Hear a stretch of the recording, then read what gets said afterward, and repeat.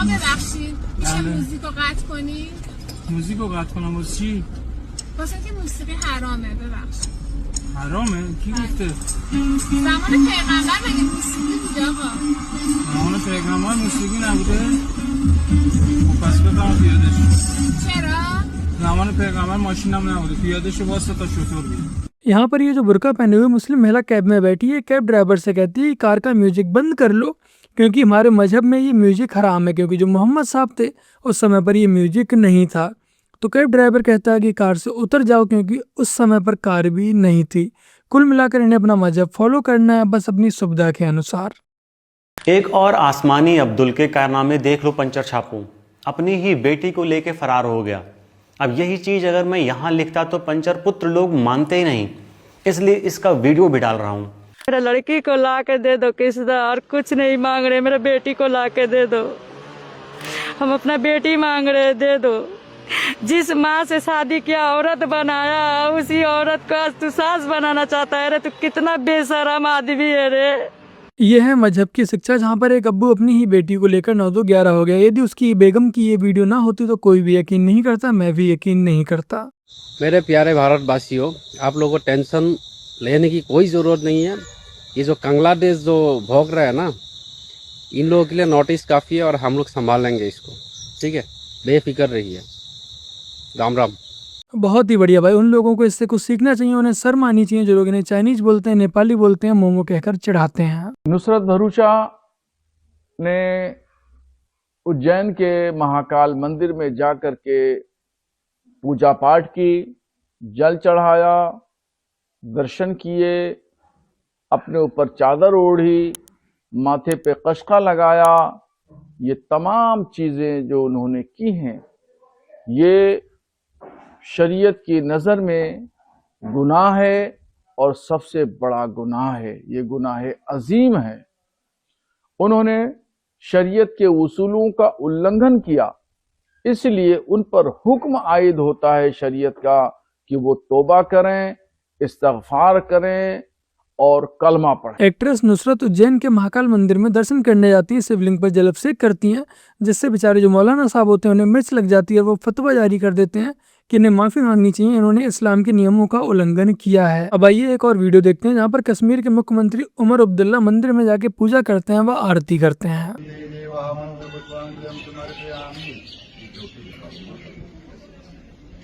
ओम कर्पूर गौरम करुणावतारम संसार सारम भुजगेन्द्रहारम महावसंतम हृदयारविंदे भवं भवानी सहितं नमामि। त्वमेव माता पिता। जल का रंग जो था जंग से पहले ये बिल्कुल ब्लैक हो गया, यही इंडिकेट करता है, यही माता है। अब इन मौलाना और मौलवियों का इस पर फतवा नहीं आया, क्योंकि इन्हें पता उमर अब्दुल्ला उनके फतवे की बत्ती बनाकर इन्हें वापस कर देगा। बाकी कहाँ बीजेपी के आने सब ये बदलाव हुए हैं कि उमर अब्दुल्ला जैसे लोग भी मंदिर में जाकर सर झुका रहे हैं, क्योंकि अब हिंदू भी मायने रखते हैं।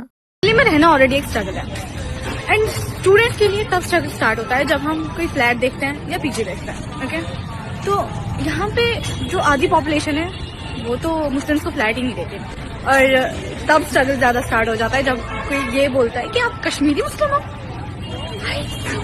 क्या मतलब, हम इंसान नहीं है? मतलब चल क्या रहा है? फिर यही लोग हमें आगे ये कहते हैं कि तुम लोग खुद को अलग क्यों समझते हो? तुम लोग हो, तुम ऐसे लोग हैं जो हमें ये फील करवाते हैं। अभी सुबह से लेके अभी तक मैंने लगभग 7-8 फ्लैट देखे होंगे, एंड एक बात वो बोल रहा है, आप मोहम्मदन हो, और एक बंदे ने तो ये भी बोल दिया कि कोई मसला नहीं है, हम आपको फ्लैट दिला देंगे, आप जस्ट अपना हिजाब बता देना, आप हिजाब करते हो। भाई क्या करूँ मैं? बताओ कितना दुख दर्द है इन मोहतरमा की ज़िंदगी में। कोई हिंदू इन्हें अपना घर ही रेंट पर नहीं दे रहा है। इन्हें ये तो नज़र आ रहा है कि कोई हिंदू इन्हें घर रेंट पर नहीं दे रहा, लेकिन इन्हें ये नज़र नहीं आ रहा कि रेंट पर क्यों नहीं दे रहा। फरीदाबाद में एक हिंदू ने पढ़े लिखे डॉक्टर उमर को अपना घर किराए पर दिया था, जो कि दिल्ली में लाल किले के पास जाकर कार में ब्लास्ट करके फट गया था। बेचारे जिस हिंदू ने भाईचारा निभाते हुए अपना घर किराए पर दिया था, वो आज भी कोर्ट कचहरी थाने के चक्कर लगा रहा है। और बाकी का इन मोहतरमा से यही कहूँगा कि तुम्हें हिंदुओं के यहाँ ही घर रेंट पर क्यों चाहिए? आप किसी मुस्लिम इलाके में मुस्लिम फैमिली के यहाँ पर भी जाकर रेंट पर ले सकती हैं। आप ये कह रहे हैं मुसलमान होने की वजह से आप लोगों को कमरे नहीं दिए जा रहे हैं? बिल्कुल बिल्कुल नहीं दिए जा रहे जी, बिल्कुल नहीं दिए जा रहे। बहुत सारे लोग हैं, अभी मैंने सामान अपना कुछ नहीं हटाया यहाँ से। कुछ किराएदार कुछ लोग गए भी हैं, तो वो बेचारे वापसी आ गए यहाँ पर। अगर हम कहीं किराए पर कमरा लेने जाते हैं तो कोई ये कहता है कि भाई नमाज नहीं पढ़ोगे, मीट खाते हो, मुसलमान हो, नहीं है कमरा। क्या नाम है आपका? मेरा नाम नदीम है। कितने सालों से रह रहे हैं आप यहाँ पर? तकरीबन हमारी पैदाइश यहीं की है, हमारी माँ की पैदाइश यहीं की है। इनका भी दुख बहुत बड़ा है। इन्हें भी कोई हिंदू घर रेंट पर नहीं दे रहा है। इन्हें हिंदू के यहाँ ही घर रेंट पर चाहिए। और जो हिंदू मीट मच्छी अंडा तक नहीं खाता, उसी घर में इन्हें जानवरों को मार कर काट कर पका कर खाना भी है, और उसी का घर भी उन्हें रेंट पर चाहिए। बाकी का आइए आपको एक और वीडियो दिखाते हैं, जहाँ पर एक हिंदू भाई ने भाईचारा निभाते हुए मुस्लिम फैमिली को अपना घर रेंट पर दे दिया। फिर उसके साथ क्या हुआ। जाने दे, मियां लोग के साले, मियां लोग की यही औकात है।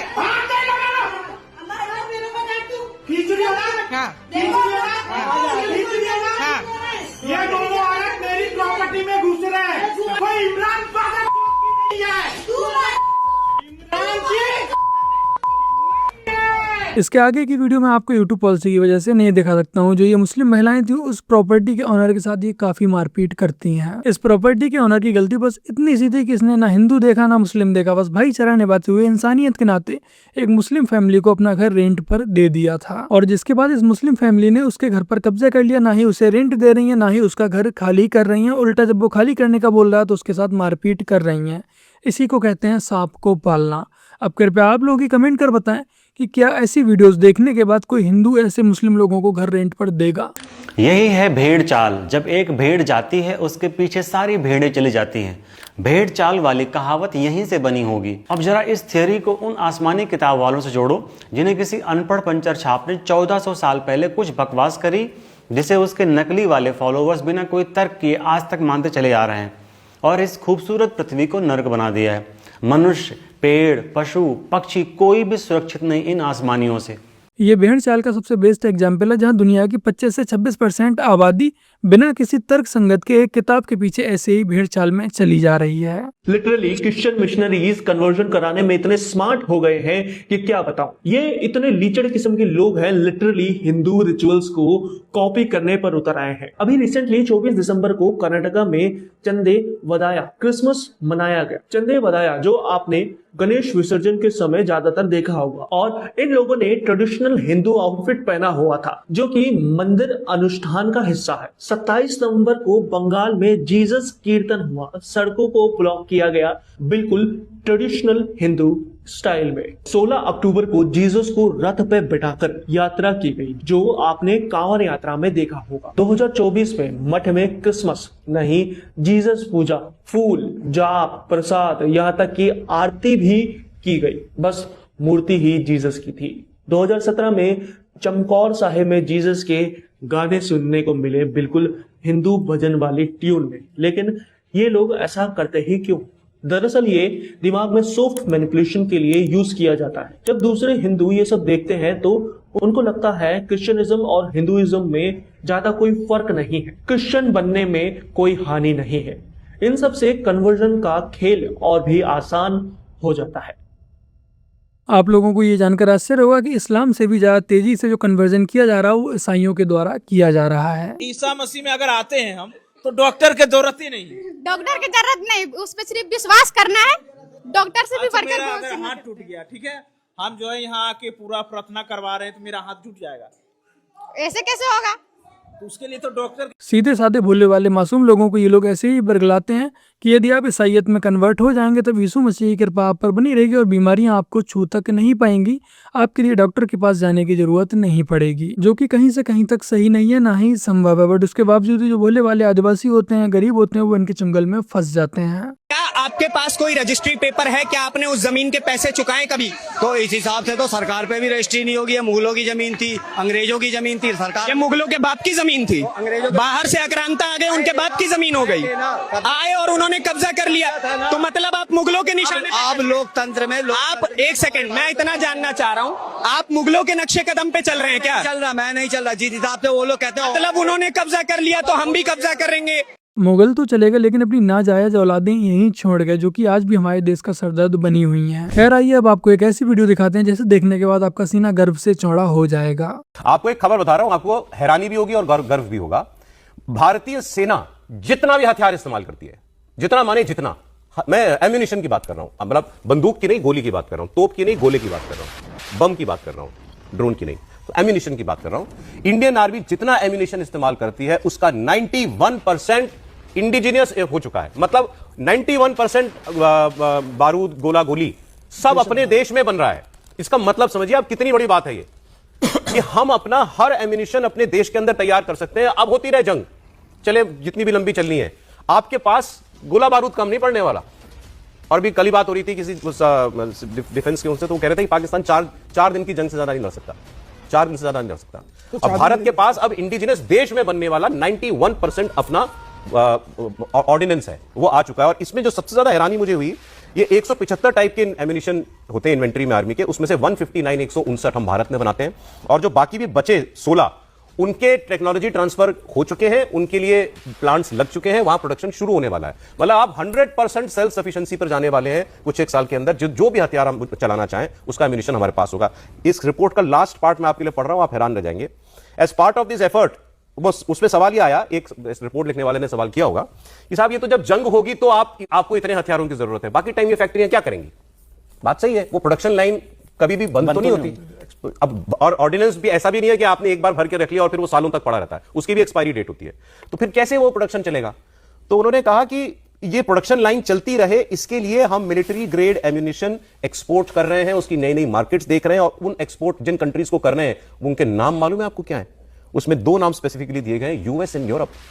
भारत में बना ऑर्डिनेंस आयुध अमेरिका और यूरोप को एक्सपोर्ट हो रहा है। 30,000 सोचिए जरा, करोड़ के आसपास का एक्सपोर्ट है। ये बता रहा है कि प्रधानमंत्री मोदी ने 2014 के बाद जब देश की बागडोर संभाली तो क्या देश के अंदर परिवर्तन हुए। अब मुझे लगता है देश की जनता को भी अब देखना चाहिए कि किस तरीके से इंफ्रास्ट्रक्चर में हुआ, टेलीकम्युनिकेशन में हुआ, सारे हेल्थ में हुआ, सारे इसमें वाले डिफेंस में, जहां हम एक गोली तक नहीं बना रहे थे, हर चीज हम रूस के ऊपर, अमेरिका के ऊपर, दूसरे देशों को निर्भर थे।